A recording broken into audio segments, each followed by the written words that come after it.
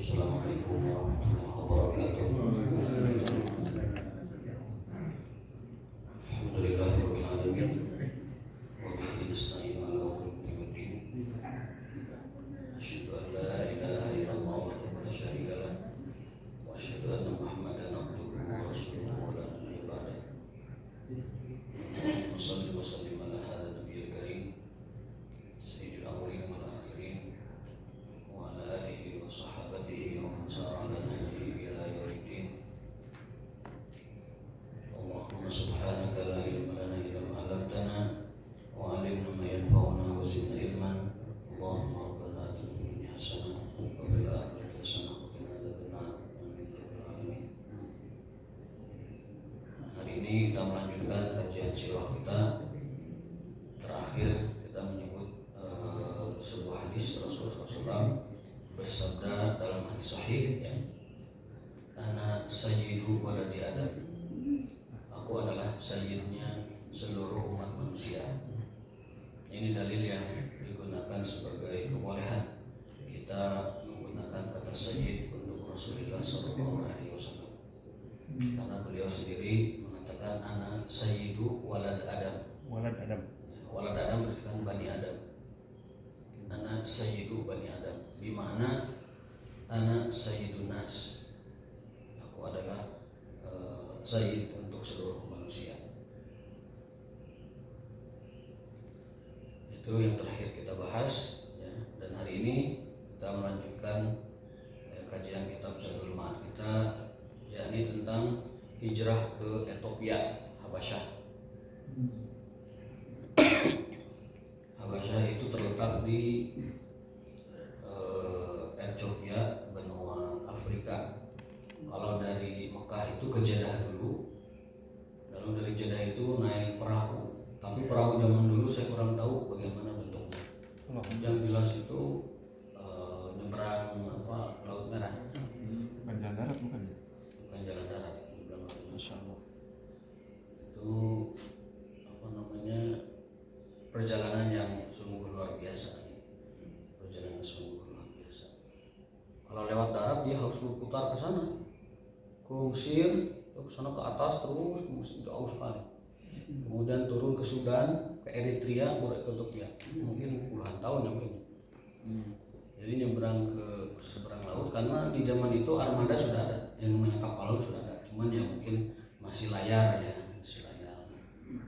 Teknologi kapal sudah ada, tetapi masih sederhana. Itu dari Jeddah, pelabuhan Jeddah ke Ethiopia, ataupun Habasyah. Mengapa demikian? Karena sudah saking tidak sanggupnya menahan penderitaan di Mekah. Jadi dakwah itu begitu itunya, polanya. Kalau di satu tempat sudah tidak diterima ataupun tidak tahan dengan pengingkaran, pembangkangannya, maka dia boleh hijrah ke tempat yang aman. Makanya Nabi bersabda,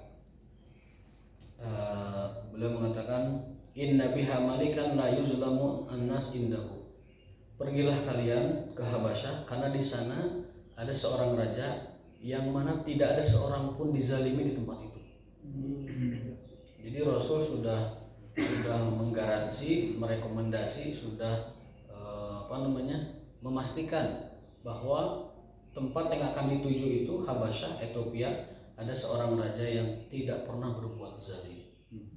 Ini memberi kita faidah bahwa yang namanya keadilan itu adalah universal, tidak mengenal agama, tidak mengenal apa-apa. Kalau dia memang orang adil, dia adalah orang baik. Dan ketika Rasulullah SAW memerintahkan sahabatnya pergi ke Habasyah, tapi saat itu belum wajib hijrahnya, itu yang dipilih adalah Najasyi. Karena Najasyi itu seorang raja yang penuh dengan keadilan, meskipun Nasrani waktu itu, ya. Nasrani. Seperti itu Nasrani. Beliau seorang Nasrani, tetapi masih berpegang teguh kepada Alkitab. Nyebrang Laut Merah kan? Nyebrang Laut Merah. Iya, nyebrang Laut Merah. Karena kalau tidak dia akan mengelilingi benua ke atas, ke Mesir, jauh sedikit. mustahil kalau ke atas ke Mesir ke sana jauh Mungkin sekali. ya, benar juga. Jadi nyebrang ke Laut Merah. Lewat Djibouti. Djibouti itu nama negara baru sekarang. Mungkin dulu masih satu rumpun dengan Habasyah, Ethiopia. Nah, setelah itu hijrah pertama itu diikuti oleh beberapa orang sahabat. Di sini datanya disebutkan 12 laki-laki dan 4 perempuan, termasuk sahabat mulia Utsman bin Affan. Itu ikut hijrah pertama ke Habasyah. Beserta istri beliau yang merupakan putri Nabi, yaitu Ruqayyah binti Rasulillah. Ruqayyah binti Muhammad Rasulullah sallallahu alaihi wasallam. Fa'aqamu fil Habasyati fi ahsani jiwar. Mereka di Habasyah mendapatkan pelayanan, fasilitas dan keamanan yang maksimal dari Najasyi. Ya. Makanya jasa Najasyi ini besar sekali terhadap dakwah Islam. Meskipun saat datang waktu itu masih Nasrani. Ini juga memberi faidah kita bahwa bisa jadi Allah menolong agama ini dengan orang yang tidak seiman dengan kita. Bahkan dalam hadis, innallaha yansuru hadzal din birajulin fajir. Allah itu menolong agama ini bahkan dengan orang yang paling fajir sekali. Fajir itu paling pendosa. Jadi bisa jadi ada orang bangkawarah, jeger, pendekar, ahli dosa, tapi ngebela agama. Allah menolong agamanya dengan cara itu. Jadi dalam memenangkan perjuangan agama ini bukan milik orang-orang soleh saja.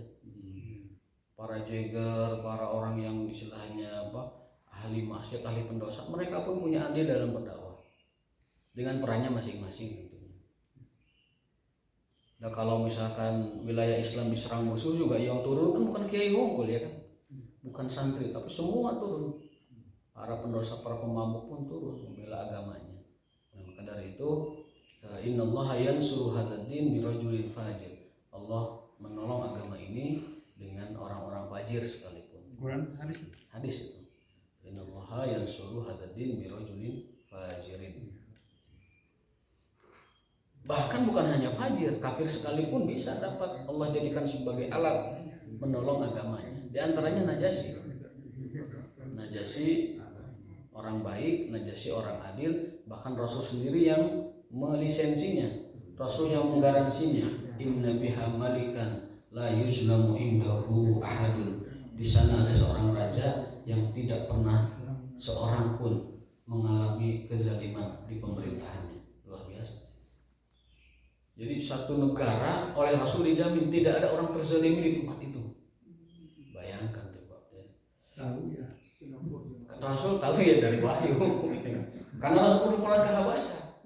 Rasul belum pernah ke Afrika, belum tahu Habasyah itu apa. Najasyi juga belum kenal sama sekali Najasyi. Sekarang mayoritasnya agamanya apa Pak? Najasyi sekarang Kristen Ortodok. Bukan Najasyi, Habasyahnya maksudnya. Ethiopia itu sekarang Kristen Ortodok. Tapi sebagian separuhnya Muslim Ethiopia. Jadi Kristen Ortodok atau Muslim Afrika. Dan Najasyi itu adalah gelaran raja.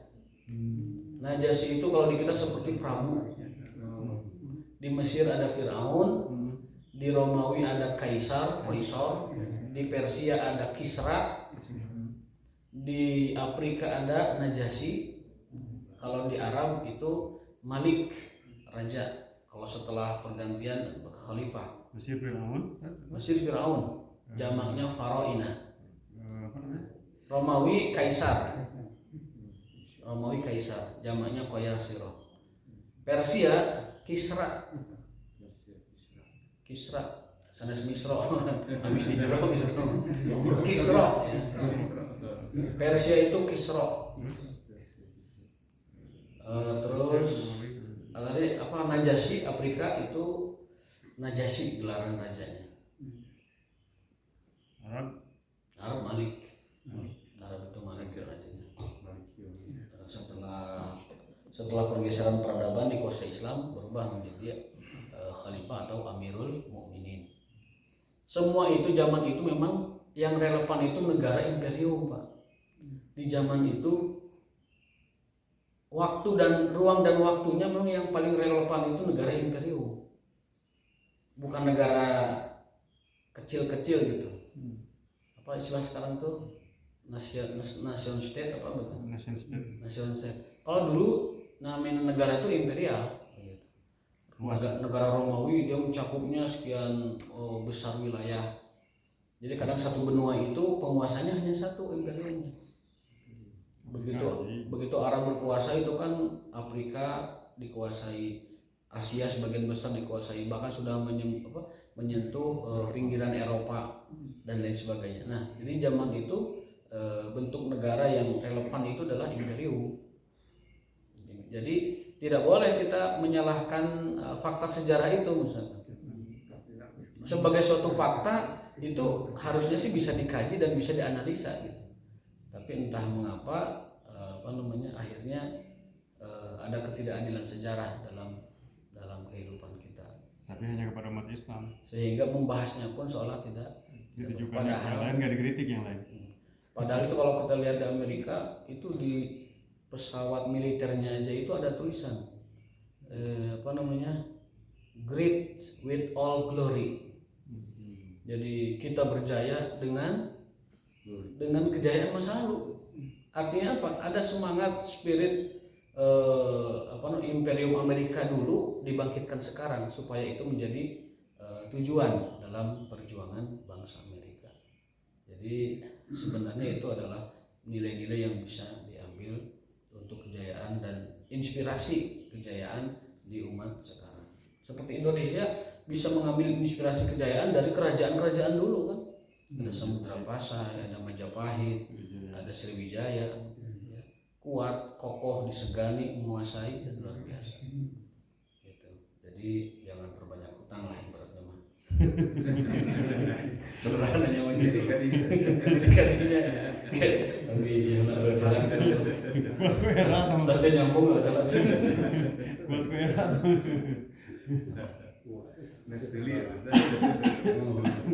Dasar ekonomi cina sampai 7.000 hutang orang teh 17.000. Itu 7.000 itu yang resmi pemerintah tapi BUMN sama swasta nggak dihitung. 17.000 triliun. Ya mudah-mudahan tidak menjadi dalam hadis itu Allahumma minal hammi wal hazan wa a'udzubika azzi wal kasal wa a'udzubika minal jubni wal bukhal. Yang terakhir wa a'udzubika min ghalabati daini wa qahri rijal. Ya Allah, aku berlindung kepadamu yang terakhir dari lilitan hutang dan penguasaan musuh kepada saya. Kalau dililit dikuasai. Lilit dikuasai. Itu doa khusus yang Rasul ajarkan kepada kita untuk terus dibaca. Kenapa? Karena yang namanya lilitan hutang itu akan menghancurkan kita. Qahri rijal, menghancurkan kita. Baik dalam skala kecil individu atau skala besar masyarakat dan lain sebagainya. Maka kalaupun kita berhutang terpaksa, jangan sampai hutang itu yang melilit. Kalau sudah belasan ribu triliun itu di atas kemampuan keuangan negaranya. Wallah alam. Yang mudah-mudahan Allah Taala segera memberikan kemudahan kepada kita semua dan supaya tidak ada lilitan hutang pada generasi-generasi berikutnya. Amin ya rabbal alamin. Kita hanya bisa berdoa dan memohon kepada Allah. Nah, berikutnya hijrah pertama ke Habasyah selesai, kemudian balik lagi ke Mekah sebagiannya. Karena mendengar kabar orang Mekah itu sudah masuk Islam. Mengapa demikian? Karena ketika Rasul bertemu dengan orang-orang Quraisy, Rasul membaca surat An-Najm, wan najmi idza hawa ma dhalla sahibukum wa ma ghawa, terus sampai ayat terakhir fasjudu wa'budu. Nah, ketika fasjudu wa'budu, orang Quraisy secara refleks, secara naluri fitrah mereka, meskipun mereka kafir, pada bersujud. Dikira orang-orang itu orang Quraisy masuk Islam. Padahal itu sujud refleks. Sujud yang mereka tidak bisa menguasai diri mereka saat mendengar Quran. Tiba-tiba sujud saja. Apa buktinya? Karena setelah sujud mereka saling menyalahkan. Oh, mana yang urutan sujudnya? Miluan sujud gitu. Saling menyalahkan. Tuh yang tersujud, mana sujudmu? Jadi orang ngilu. Padahal itu refleks jiwa mereka saat dibacakan Quran oleh Nabi pada bersujud. Suratnya surat An-Najm. Nah, orang mengira orang Mekah pada masuk Islam. Kembalilah ini rombongan yang dari Najasyi, yang dari Habasyah itu ke Mekah. Ternyata setelah di Mekah kejadiannya lebih dahsyat dari itu. Penyiksaannya, penangkapannya, pengejarannya lebih dahsyat dari itu. Yang aman itu adalah orang yang punya qabilah kuat. Tidak diapa-apain, hanya oleh kabilahnya itu hanya di tahanan kabilah saja gitu. Tapi orang yang tidak punya kabilah kuat, wah, dibunuh, dikejar-kejar, disiksa dan sebagainya. Maka setelah itu hijrah lagi kedua ke Habasyah lagi. Itu jumlahnya lebih banyak, itu sekitar 80-an ya. Di sini ada datanya, coba saya lihat dulu. Maaf, di sini ada. Fa innahu yashukku fihi wa minan nisa'i saman asyara. Ya, 83 laki-laki dan 18 perempuan. Hijrah yang kedua ke Habasyah masih. Hijrahnya belum wajib. Itu hijrah darurat namanya. Karena kalau tidak hijrah bisa mati semua di Mekah. Hijrah pertama kira-kira berapa bulan atau tahun? Jaraknya di sini belum disebutkan. Lamanya hijrah di sana. Yang menetap di sana sampai Rasul menang di Madinah masih ada.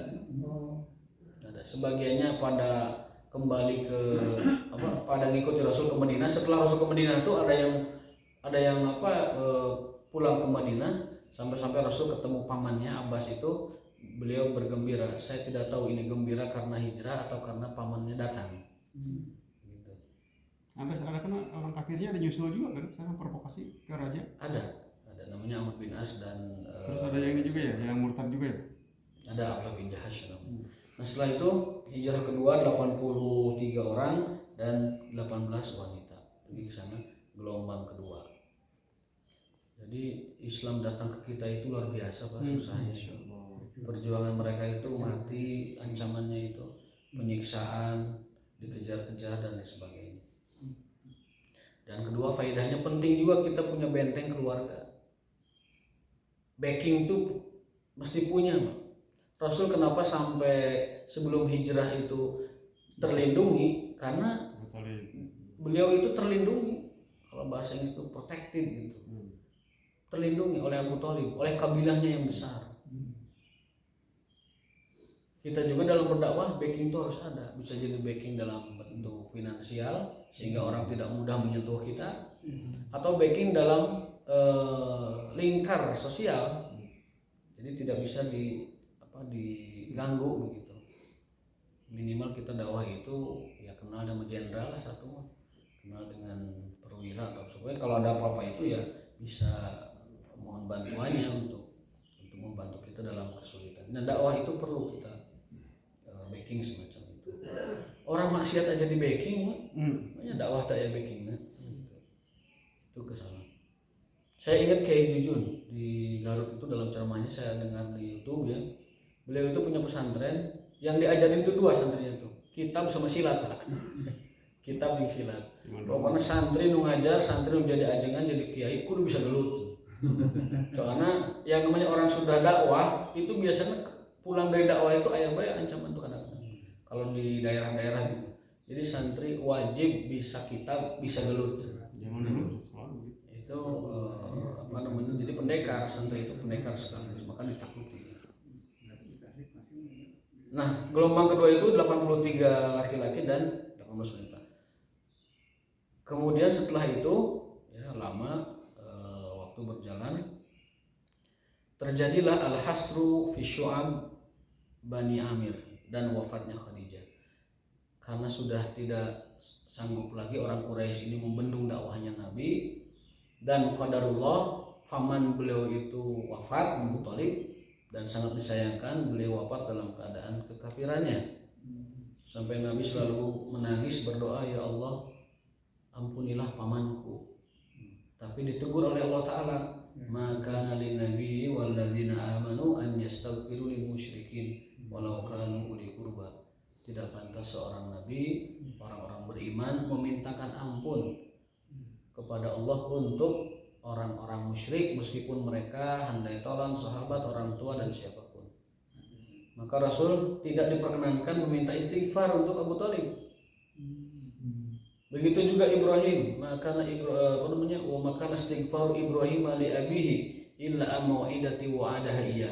Ibrahim pun tidak boleh memintakan ampun untuk ayahnya Azar, sang pembuat berhala. Kalaupun memintakan ampunan itu, kalaupun pernah terjadi memintakan ampunan itu dan itu ditegur Allah, itu karena Ibrahim pernah berjanji, la astaghfironna laka, ya ayahku, wahai ayahku, demi Allah aku akan memintakan ampun untukmu kepada Allah. Karena sudah janji begitu, Ibrahim memintakan ampun, tapi itu pun ditegur oleh Allah Ta'ala bahwa tidak pantas orang beriman, Nabi dan orang beriman memintakan ampun untuk orang-orang kafir. Ya, sebagian kita ada yang tidak tahu, Pak, non muslim meninggal langsung aja kirim stikernya Allah maghfir lahu warhamhu wa'afi wa'fu anhu. Kahiji kedul tidak buat takziah sendiri diketik ngirim stiker hunkul, itu kurang adab gitu Pak. Kalau takziah stiker itu, kalau sebaiknya ditulis kalau mau ditulis. Kecuali mau orangnya benar-benar tidak kita kenal. Itu misalkan ada meninggal di mana gitu, kita tidak kenal orang sama sekali, ya masih bolehlah pakai stiker. Tapi orang yang kita kenal ataupun kerabat atau teman, itu doanya sebaiknya sempurna, tidak pakai stiker. Dan orang non muslim jangan dikirimi doa Allahumma ighfir lahu warhamhu. Cukup apa? Cukup innalillahi wa inna ilaihi raji'un. Kalau orang non muslim meninggal ataupun innalillahi boleh tadi. Innalillahi boleh. Innalillahi wa inna. Karena apa? Karena sejatinya semua manusia itu adalah milik Allah dan kembali kepada Allah. Jadi hanya boleh kita ini mentakziah orang kafir itu dengan innalillahi wa inna ilaihi raji'un. Tidak mendoakan ampunan dan lain sebagainya. Tapi kadang yang banyak yang tidak tahu, Bang. Tidak tahu, main jembret we langsung. Allahumma ighfir lahu. Semoga arwah almarhum diterima Allah SWT. Pokok pangeran lain Allah diterima Allah SWT. Kan tidak nyambung. Jadi salah alamat ya. Salah alamat. Nah itu keawaman yang mesti dicerahkan. Nah ketika pamannya wafat, itu orang Quraisy mengepung, mulai berani maksudnya. Ketika pamannya wafat, orang Quraisy mulai berani menyentuh Rasulullah SAW. Menyentuh Rasulullah SAW. Dan diantara puncaknya itu adalah bagaimana Rasulullah SAW disepakati oleh orang Quraisy seluruhnya untuk dibunuh. Itu puncaknya. Ya, sebelumnya ada penderitaan itu juga keras juga, yaitu dikepung di Bani Amir, Syi'ib Bani Amir. 3 tahun atau 2 tahun lamanya dikepung di sana. Tuh tanpa diboikot ya, tanpa boleh dikirim makanan, minuman, logistik, bahkan tidak boleh saling menikahi, tidak boleh saling mengunjungi, tidak boleh dibantu. Itu risiko dakwah yang sangat berat sekali. Satu kabilah diasingkan, diboikot, tidak diberi apa-apa dan tidak boleh berhubungan apapun. Yang berhubungan dihukum. Jual beli pun tidak boleh. Kan di mana-mana kalau diboikot ya minimal jual beli masih boleh lah, kan itu namanya juga barter kan. Tapi ini nggak boleh. Bahkan qadarullah, ada saja tangan-tangan baik yang sampai ke sana dengan keberaniannya. Dan terakhirnya itu adalah datang seorang pemuda gagah perkasa kafir namanya Mut'am bin Adi. Mut'am bin Adi ini jagerna Quraisy. Ini ada Mang Adi. Mut'am bin Adi. Namanya ada kemiripan. Itu beliau datang ke Ka'bah dengan sekelompok pemuda lalu merobek ultimatum Quraisy terhadap berisi pemboikotan kepada Rasulullah. Oh, dipasang pamflet ya? Dipasang pamflet di Ka'bah. Menjadi kesepakatan Quraisy. Lalu Mut'am bin Adi mengatakan bahwa demi Allah kita sebenarnya malu sebagai bangsa Arab, saudara sendiri diperlakukan semacam itu. Bagaimana kata dunia? Demi Allah saya akan sobek itu si surat itu, pamflet itu disobek. Wala ubali, dan aku tidak peduli risiko apapun. Abu Jahal pun diam karena melihat orang begitu berani didukung oleh teman-temannya. Abu Jahal juga diam saja dia. tidak berbuat apa-apa. Nah, berakhirlah pengepungan Rasulullah di kampung Bani Amir, dan saat itu selamatlah dari makar Quraisy. Tapi puncak makar Quraisy itu adalah kesepakatan jahat mereka membunuh Nabi SAW. Dalam sebuah rapat akbar bangsa Quraisy, nggak tahu rapatnya itu pakai apa namanya, nama apa, entah rakor lah gitu. Itu pemuka Quraisy hadir semua. Ketika rapat, apa yang mesti kita lakukan terhadap Muhammad ini? Sudah tidak bisa lagi dengan cara apapun menghentikan dakwahnya. Lalu ada seorang kakek-kakek ngangkat tangan mengusulkan, sudah kita bunuh saja Muhammad. Tapi cara bunuhnya jangan dengan satu orang, babarengan, supaya nanti kalau keluarganya Bani Hashim menuntut kisos, kita semua bayar diatnya. Gitu. Nah, ternyata Jibril memberitahu Rasulullah SAW bahwa ada seorang kakek-kakek dan dia jelmaan iblis. Terlibat ya iblisnya. Iblis terlibat. Jadi kalau kita boleh simpulkan, di balik seluruh makar, seluruh plot, seluruh konspirasi yang merugikan Islam itu di belakangnya iblis. Sampai sekarang ya. Sampai sekarang. Musuh Islam dari kalangan manapun, ya mungkin dari Zionisme, dari segala macam, bahkan mungkin musuh-musuh lokal, itu dalang semuanya adalah iblis. Iblis yang meniupkan cara-cara, metode dan segala macam itu ke otak mereka, ditiup-tiupkan. Sudah kamu Islamofobiakan saja, sudah kamu dengungkan saja Islam itu radikal, kamu dengungkan saja Islam itu kolot terbelakang, kamu. Jadi yang mengatur plot bagaimana agama ini runtuh dan rugi itu iblis. Makanya sang profesor penghancuran Islam itu iblis. Kita berhadapan dengan kekuatan itu. Kalau zaman dulu dia menjelma menjadi seorang kakek dan mengusulkan bunuh saja Muhammad. Padahal si orang Quraisy tidak ada yang mengusulkan itu, karena satu, masih menghormati Muhammad sebagai rahim mereka. Orang Quraisy saat mengumpul di Darun Nadwah tidak ada yang mengusulkan membunuh Muhammad. Pertimbangannya apa? Satu, Muhammad masih rahim mereka. Yang kedua, secara integritas Muhammad itu orang paling baik di Mekah. Di seluruh yang mereka ketahui, Muhammad itu orang paling baik. Dan yang ketiga, Muhammad itu banyak pengikutnya. Dan yang keempat, tidak terpikirkan bagaimana membunuh Muhammad. Tapi karena usulan si kakek tersebut, dan itu jelmaan iblis, mereka akhirnya terpengaruh, semacam terkondisikan pikiran mereka dan setuju. Akhirnya setelah Rasul diberitahu oleh Jibril alaihissalam, beliau pun berangkat hijrah bersama Abu Bakar Siddiq radhiyallahu ta'ala. Nah, ini perlu kita garis bawahi, perlu kita fokuskan bahwa kita ini, agama kita ini menghadapi konspirasi besar, menghadapi musuh besar yang sang profesornya itu bukan makhluk sembarangan gitu, yaitu iblis. Makanya memenangkan dakwah ini, memperjuangkan dakwah ini, gantungnya harus ke Allah. Ngalahkan iblis cuma ke Allah. Mau ke siapa? Iblis itu hanya bisa dikalahkan oleh Allah. Makanya setiap dakwah yang ujung pangkalnya tidak ke Allah tidak akan pernah bisa mengalahkan musuhnya. Karena musuhnya kuat sekali, iblis. Harus ke Allah. Ta'awuz itu dalam bentuk zikirnya, tapi dalam bentuk lebih umumnya menjadikan dakwah itu semuanya itu Allah. Apapun itu Allah. Berangkat Allah, pergi Allah, dakwah Allah, ilmu Allah semua. Baru kita bisa mengalahkan iblis. Karena terlalu kuat iblis kalau dikalahkan dengan cara-cara manusia.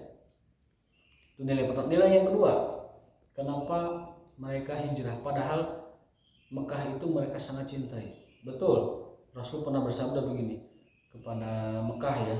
Beliau itu naik bukit lalu berkata, "Ya Mekah, wahai Mekah, innaki la ahabu ardillahi ilayya." Wahai Mekah, engkau adalah tanah yang paling aku cintai di muka bumi. Artinya apa? Artinya mencintai tanah air itu hukumnya wajib, Pak. Mencintai tanah air hukumnya wajib, karena disitulah kita dilahirkan, disitulah kita tumbuh dan berkembang, disitulah Allah titipkan kita hidup di sana. maka tanah air itu menjadi amanah Allah bagi kita. Membela tanah air hukumnya wajib. Bahasa ulamanya hubul watan minal iman. Rasul pun mengatakan kepada Mekah, ya Mekah, innaki la ahabbu ardillahi ilayya laula akhrajuni qaumuk. Andaikan kaummu tidak mengusir saya dari Mekah, aku akan tinggal di Mekah. Itu berarti mencintai tanah kelahiran itu adalah fitrah, dan selain fitrah juga wajib. Adapun Rasul keluar dari Mekah ya karena darurat. Kalau tidak keluar, mati semua pembela dakwahnya. Quraisy menguasai, kemudian orang-orang tersiksa, agama terancam, maka membela agama jauh lebih utama dari membela apa-apa. Keluarlah mereka berhijrah. Jadi kalau kita di tempat kita belum habis-habisan penderitaannya, jangan langsung hijrah. Maksimalkan dulu di tempat kelahiran kita habis-habisan. Kalau sudah tidak diterima lagi, ya sudah, kita hijrah dakwahnya ke tempat lain. Tapi ya itu tergantung juga kemampuan masing-masing pribadi masing-masing. Itu nilai yang kedua, mencintai tanah air. Yang ketiga adalah bahwa yang namanya iblis, jin, dan sabang saning sarupani nukrar itu bisa menjelma menjadi makhluk biasa. Itu sudah pernah saya bahas waktu itu. Jadi pami di dia aya nu majelis taklim, aya nu calik rada bentang gitu. Bahwa eta aya jin anu belajar agama kan gitu. Kayak usulnya naon jeung ngaji sengaja nanya. Nah, masalah jin ngaji ada nih bahasan di bawahnya. Ada lagi. Jadi setelah Rasul habis-habisan dakwah di Mekah ditolak oleh kaumnya, Ibnu Katsir menyebutkan dakwah Rasul di Mekah itu rafadahu syuyukh wa qabilahu syabab. Dakwah Rasul di Mekah itu kata Ibnu Katsir ditolak oleh orang-orang tua dan diterima oleh kalangan muda. Jadi bibit-bibit ataupun potensi-potensi yang bakal menerima Islam dan dakwah dengan mudah itu anak-anak muda. Sama sekarang juga kan. Sok nolak teh kolot dia gitu. Jadi fitrahnya Dia terus lagi dulu baheula sarua gagarawakan teh kolot dia. anu rada susah jeung rada bebal menerima dakwah itu atau agama itu kalangan sepuhnya. Karena kalangan sepuh mah dia sudah mungkin dalam posisi mapan. Jadi ketika ada seruan baru itu mendobrak kemapanannya. Dan itu mereka tidak mau terusik kemapanannya. Merasa udah banyak makan asam garam. Merasa sudah mapan, sudah segala macam tuh ajeng gitu. Nah, iya ada yang baru, mereka terusik. Satu, kalau di Mekah terusik ekonominya. Para pembesar kabilah rata-rata bisnisnya itu riba. Jadi mereka itu kenapa kaya raya ketua kabilah meribahkan hartanya ke kabilahnya. Rasul diralang. Jadi anggota kabilah itu objek ekonomi juga bagi mereka. Selain itu adalah keluarga mereka, tapi objek ekonomi bagi pembesar-pembesarnya. Makanya ketika haji wada di haji terakhir pesan Rasul di antara pesan yang banyak itu adalah ala inna riba abbasin maudu. Rasul mengatakan, ketahuilah wahai kaum muslimin di hadapan puluhan ribu umat Islam bahwa ribanya Abbas, riba yang masa jahiliyah, maudu telah dihapuskan. Artinya riba nasiah dihapuskan, riba fadl dihapuskan, tidak ada lagi riba setelah ini. Nah, gitu. Itu haji wada yang merupakan hukum pamungkas diharamkannya riba. Setelah Al-Quran sebelumnya mengharamkan riba. Jadi eksekusi formal kenegaraannya pas haji wada. Tidak ada riba setelah ini. Nah, gitu. Itu secara ekonomi. Jadi kemapanan ekonomi para pembesar Quraisy terusik dengan adanya dakwah Islam. Karena tidak lagi bisa meribakan hartanya. Tidak lagi bisa meribakan hartanya. Yang kedua juga posisi mereka yang sudah terhormat, sudah ditakzim sedemikian rupa, di kedudukan terhormat sedemikian rupa dan lain sebagainya. Ketika datang Muhammad kan disamakan. Budak yang masuk Islam sama dengan pembesar yang masuk Islam. Sampai Al-Quran mengabadikannya. Ya Muhammad, apakah kamu tega menjadikan kita sama dengan para subahat, para orang-orang bodoh itu, kebudak maksudnya. Kamu itu bisa saja berpikir menerima dakwah kamu, bahasanya gitu. Tapi kami berat disamakan dengan orang-orang yang tidak selevel dengan kami. Sumayyah orang kaya bisa duduk dengan Bilal itu mustahil kalau dia tidak masuk Islam. Tapi kalau sudah masuk Islam, Abu Bakar bersaudara dengan Bilal. Abu Bakar duduk sebaris dengan Abdullah bin Mas'ud dan lain sebagainya. Nah, ini berat bagi mereka menurunkan ego sebagai orang terhormat setelah masuk Islam harus duduk sebaris, duduk setara dengan mantan-mantan budak dan orang-orang miskin. Nah, itu merusak kemapanan, mengusik kemapanan orang tua. Makanya Ibnu Katsir kesimpulannya adalah dakwah Rasul di Mekah itu diterima kalangan muda karena jiwanya masih terbuka dan ditolak oleh orang-orang tua.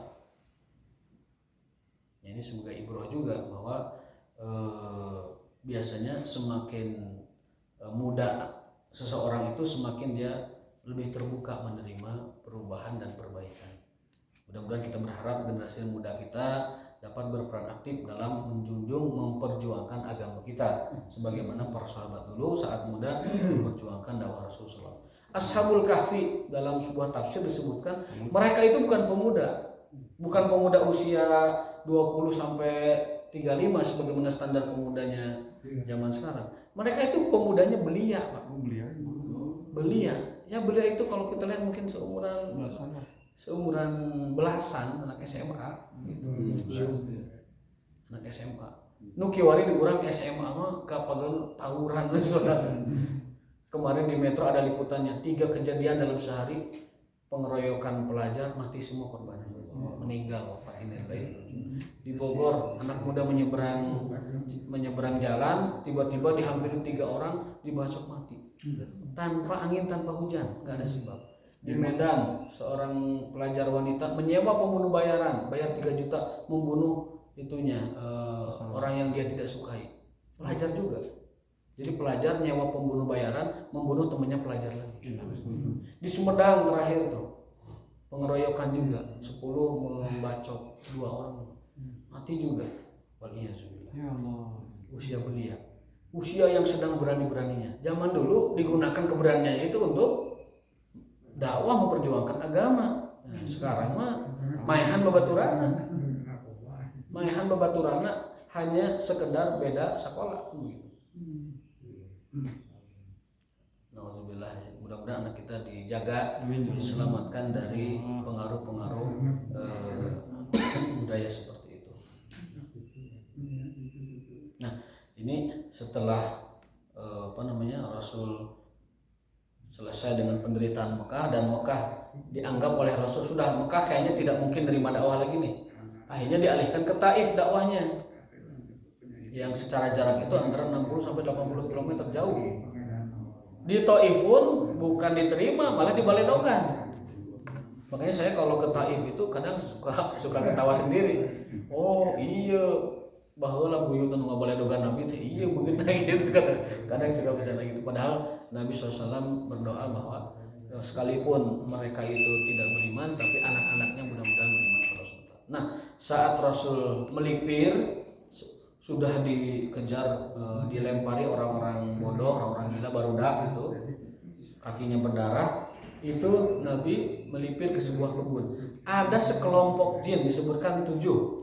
Ada sab'atun min ahli nasibin. 7 pemuka jin datang ke Taif mendengarkan bacaan tilawah Nabi dan mendengarkan ilmu Islam dari Nabi. Fastama'ul Qur'an wa aslam dan masuk Islam. Masya Allah. Orang Taif manusianya menolak, jin menerima. Iya. Jadi Taif itu manusianya menolak kabaledogan Nabi, tapi jin daratan menerima. Allah. Jadi kalau kita dakwah misalkan dakwah ke satu tempat, di tempat eta diusir, keun bae bisa jadi jin masuk Islam. Dan orang tidak melihat ya, kalau Rasul kan tahu, kalau Allah kasih tahu kan. Itu mereka mendengarkan Quran dan masuk Islam. Ada dalam Al-Qur'an. Wa fi tariqihi tilka arsalallahu ilaihi malakul jibal. Lalu mereka itu para pemuka jin, 7 orang jinnya, itu kembali ke kaumnya mendakwahkan Islam.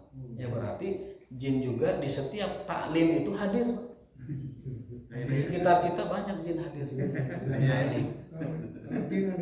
ada nabinya nggak ya? Nabinya jin itu Nabi Muhammad. Nabinya jin itu Nabi Muhammad Sallallahu Alaihi Wasallam.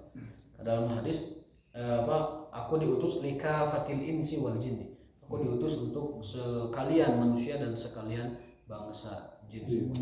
Nah, jadi kalau di kita ada wali songo di Indonesia, maka di Mekah di Saudi Arabia itu ada 7 jin yang menjadi juru dakwah di bangsa mereka. Nah, mudah-mudahan Allah SWT memberikan kita inspirasi bagaimana kita mendalami, menghayati, memaknai betapa perjuangan membela agama itu perjuangan yang membutuhkan pengorbanan yang sangat. Tadi ini cerita masih panjang Habasyi. Kalau bisa mah besok disambung aja materinya supaya tidak terputus tadi. Habisin bab Najasyi dulu. Baik. Masih ada, beberapa halaman. Masih ada 1 paragraf sebenarnya. Nanti saya bisa lanjutkan supaya tidak terputus. Kalau Rasul kan nggak boleh ada fotonya. Saya jadi penasaran kalau wali songo ada fotonya nggak gitu? Mereka ada. Ya, belum ada fotonya, itu teknologi fotonya juga. mereka mungkin ya mereka atau lukisan nggak ada. Mereka mungkin keturunan seperti ini, kayaknya Bu Yuna seperti ini. Dan adabnya di film-film tentang perjuangan Islam Ya. itu Rasul tidak digambarkan, cahaya aja di film-film. Karena tidak ada yang dapat melukiskannya. Ya, Allah Ta'ala alam bisawab. Alhamdulillah. Kita cukup sampai sini. Subhanallah. Subhanallah. Assalamualaikum warahmatullahi wabarakatuh.